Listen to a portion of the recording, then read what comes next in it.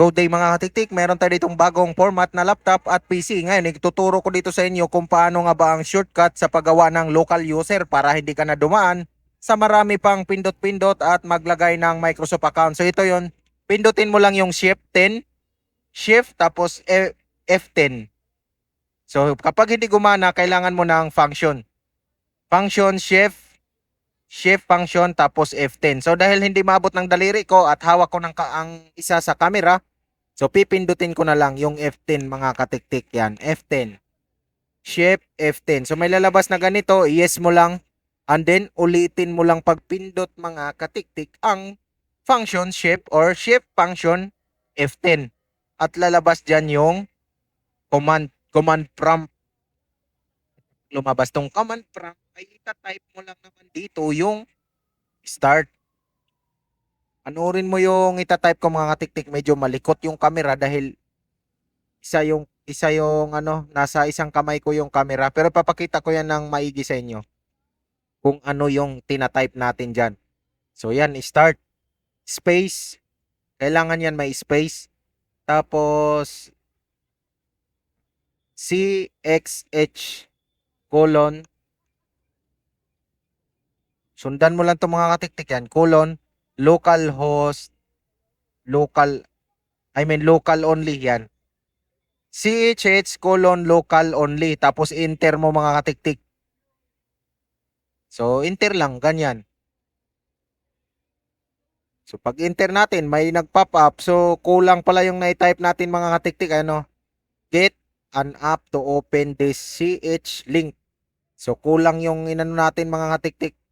So pwede mong i-click yung browse Microsoft para bumalik tayo doon, or i-close mo dyan or escape mo sa keyboard. Kapag hindi ma-skip, click mo lang yung browse Microsoft. Ito, click mo lang yung browse Microsoft Store.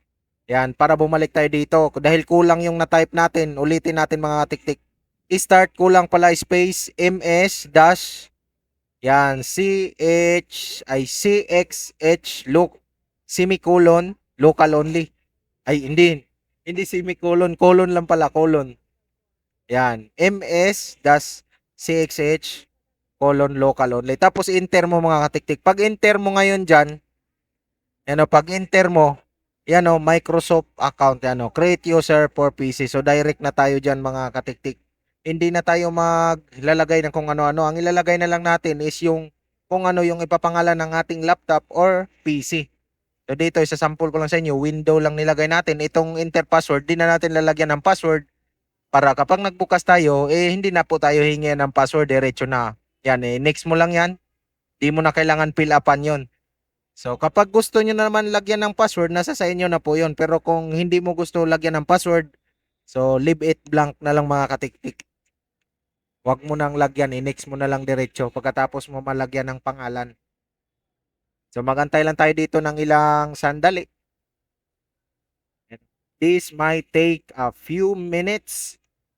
So, yun lang yung antay natin. At kung bago ka lang dito sa aking channel, huwag kang magkalimutan mag-like at mag-subscribe para naman maging updated ka sa susunod natin na i-upload dito sa ating channel na puro DIY mga katiktik.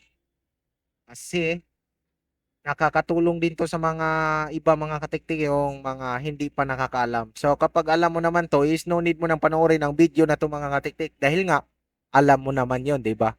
So kapag trip nyo din na mag-member dito is malaking tulong din yan sa ating channel kapag mag-member kayo dito mga katiktik. Although wala tayong video na ina-upload na membership, pero kung mag-member kayo ay i-shoutout ko na lang po kayo sa mga video kong i-upload. At maraming thank you. So nandito na tayo sa ating home screen mga katiktik. Nakikita na natin ang menu ng ating laptop. So ganun lang kadali ang shortcut na pamamaraan para makapasok agad tayo sa ating menu sa laptop or PC. Maraming thank you.